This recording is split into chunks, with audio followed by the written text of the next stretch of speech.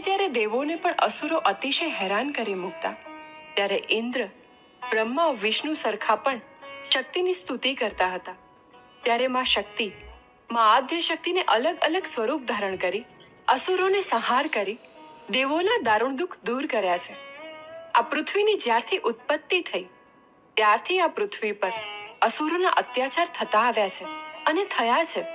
જ્યારે નુરિયા મસાણિયાએ સર્વ શક્તિઓને પોતાના મૂછના તાતણે બાંધી દીધી હતી, ત્યારે સર્વ શક્તિઓએ માં આદ્ય શક્તિની સ્તુતિ કરી હતી.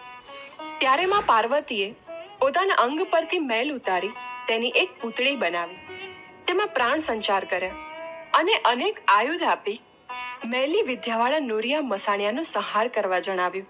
ત્યારે માએ નુરિયા મસાણિયાનો ઊંડા કૂવામાં જઈ સંહાર કરી બંધન કરેલી શક્તિઓને છોડાવી. ત્યારે માં પાર્વતીએ વરદાન દીધું કે તારા શુભ કાર્યથી હું પ્રસન્ન થઈ છું. મારા અંગ પરનો મેલ ઉતારી અને પ્રગટ કરી છે, એટલે તું જગતમાં માં મેલડીના સ્વરૂપે પૂજાઈશ.